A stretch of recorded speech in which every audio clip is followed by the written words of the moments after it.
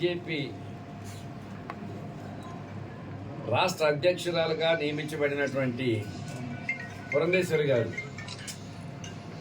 గత కొద్ది రోజుల నుంచి కూడాను నిరంతరం ప్రెస్ మీట్లు పెడుతూ రాష్ట్ర ప్రభుత్వాన్ని, గౌరవ ముఖ్యమంత్రి గారిని, పెద్ద విజయసాయి రెడ్డి గారిని టార్గెట్ చేసి మాట్లాడుతున్న పరిస్థితులు ఉన్నాయి. ఒకరోజు ఇసుక మీద ఏదో మాట్లాడిద్ది, ఒకరోజు లిక్కర్ మీద మాట్లాడిద్ది, ప్రస్తుతం కేసుల గురించి మాట్లాడుతుంది. అన్యాయంగా, అక్రమంగా గతంలో గౌరవ ముఖ్యమంత్రి గారి మీద కానివ్వండి, ఇతర మా అందరి మీద కూడా పెట్టిన కేసులకు సంబంధించి ఆ రోజు ఆమె కాంగ్రెస్ పార్టీలో ఉండి దుర్మార్గంగా, సంబంధం లేకపోయినా అన్యాయంగా జగన్మోహన్ రెడ్డి గారికి వస్తున్నటువంటి ప్రజా ప్రభంజనాన్ని కట్టడి చెయ్యాలి, లేకపోతే ఎవరికి కూడా ఈ రాష్ట్రంలో ఇతర పార్టీలకు పునాదులు ఉండవనే ఆలోచనతోటి ఆనాడు కాంగ్రెస్ పార్టీలో చంద్రబాబు నాయుడు గారితో పాటు వీళ్ళందరూ కూడా భాగస్వాములై అక్రమ కేసులు బనాయించిన పరిస్థితులు ఉన్నాయి. సరే, న్యాయస్థానాల్లో తప్పు ఎవరు తేలుతాయి, కానీ న్యాయస్థానాల కన్నా ముందు ప్రజా తీర్పు జగన్మోహన్ రెడ్డి గారికి అనుకూలంగా వచ్చినటువంటి పరిస్థితులు ఉన్నాయి. అవి ఆనాటి పరిస్థితులు.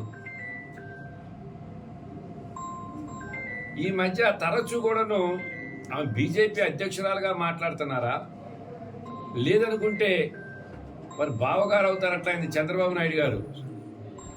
వారి యొక్క రాజకీయ ఉనికిని కాపాడటానికి మాట్లాడుతున్నారనేది ఒక్కసారి ఆలోచించుకోవాల్సిన అవసరం అయితే ఉంది.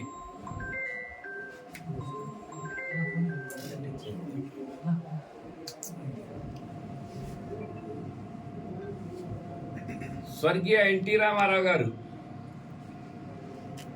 ఆయన్ని వెన్నుపోటు పొడిచి ఆయన యొక్క మరణానికి కారకులైన ప్రధాన వ్యక్తి ఎవరంటే చంద్రబాబు నాయుడు గారు.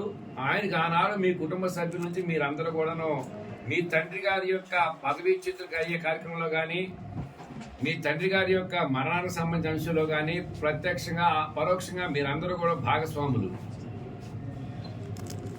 అంటే మీ తండ్రి గారికి అన్యాయం జరుగుతున్నా కూడా మీకు ఆనాడు మీరు నోరు ఎత్తలేనటువంటి పరిస్థితులు.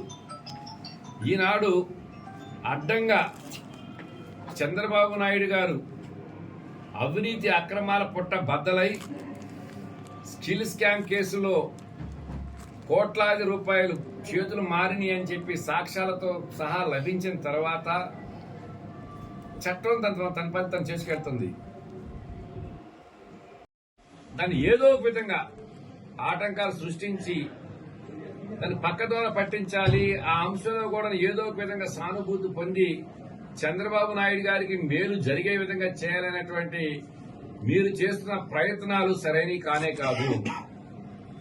మాట్లాడితే వ్యవస్థలు మేనేజ్ చేయడం అన్నారు. ఈ ఆంధ్ర రాష్ట్రంలో వ్యవస్థలను మేనేజ్ చేసి గతంలో తన పబ్బాన్ని తను గడుపుకున్నటువంటి ఏకైక వ్యక్తి ఎవరైనా ఉన్నారంటే చంద్రబాబు నాయుడు గారు. వ్యవస్థలను మేనేజ్ చేయటం, ప్రజల్ని మోసం చేయటం, వాస్తవాలను వక్రదారి పట్టించడం అనేటువంటిది చంద్రబాబు నాయుడు గారికి వెన్నతో పెట్టిన విద్య. దాంతో పాటు నమ్మిన వారిని నట్టేట ముంచడం అనే దానికి చిన్న ఉదాహరణ. తెలుగుదేశం పార్టీ తెలంగాణలో ఆల్ ఆఫ్ ఏ సడన్ గా మేము పోటీ పెట్టట్లేదు అన్నారు. అంటే ఆ పార్టీ కోసం నిన్న మొన్నటి వరకు కష్టపడి పనిచేసి ఒక నాయకత్వం వహించినటువంటి వ్యక్తులందరి యొక్క రాజకీయ భవిష్యత్ ఏం కావాలి అంటే ఎవరినైనా కానీ ఆయన నమ్మి ఆయనతో పాటు పనిచేసిన కుటుంబ సభ్యులు కానివ్వండి, మామగారిని కానివ్వండి, పార్టీ నాయకత్వాన్ని కానివ్వండి, నమ్మిన వాళ్ళని నట్టేట ముంచడం అనేటువంటి దానికి చిన్న ఉదాహరణ ఈ రోజు నువ్వు తెలంగాణలో పోటీ పెట్టకపోవడం అనేటువంటిది. మొదటి నుంచి నీ పార్టీని నమ్మి నీతో కలిసి ప్రయాణం చేసినట్టు నీ పార్టీ అధ్యక్షుడు కాసాని జ్ఞానేశ్వరరావు చెప్పాడు, మమ్మల్ని దారుణంగా మోసం చేశాడు చంద్రబాబు నాయుడు అని చెప్పని. ఆయన తనయుడు లోకేష్ దగ్గరికి వెళ్తే మమ్మల్ని ఒక చీడ పురుగులా చూశాడని చెప్పేసి ప్రత్యక్షంగా ఆయనే మాట్లాడినటువంటి పరిస్థితులు. అలాంటి చంద్రబాబు నాయుడు గారు నీకు బంధువు అయితే అవ్వచ్చు, ఆయన యొక్క రాజకీయ ఉనికిని కాపాడటానికి నువ్వు చేస్తున్న ప్రయత్నాలు ఈ రాష్ట్ర ప్రజలు ఎవ్వరూ నమ్మే పరిస్థితులు లేనే లేదు. నువ్వు ఇంతకు ఏ పార్టీలో పనిచేస్తున్నావు? బీజేపీ రాష్ట్ర అధ్యక్షురాలుగా పనిచేస్తున్నావా? చంద్రబాబు నాయుడు గారికి వత్తాసు పలకటానికి నువ్వు ప్రయత్నం చేస్తున్నావా? దీనికి నువ్వు రాష్ట్ర ప్రజలకు సమాధానం చెప్పవలసిన అవసరం అయితే ఉంది. ఈ వాస్తవాలు ఇవాళ రాష్ట్ర ప్రజలు కూడా మొత్తం కూడా గుర్తిస్తున్నారు, చూస్తున్నారు.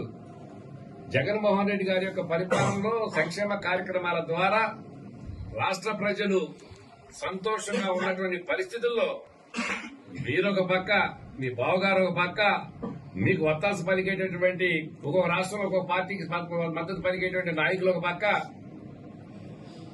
ఈ రాష్ట్రంలో ప్రశాంతంగా ఉన్నటువంటి ఆంధ్ర రాష్ట్రంలో అశాంతిమైన వాతావరణాన్ని కల్పించడానికి, ప్రజల యొక్క ఆలోచన విధానాలను దృష్టి మరల్చడానికి మీరు చేసే ప్రయత్నాలు బూడిదలో పోసిన పని.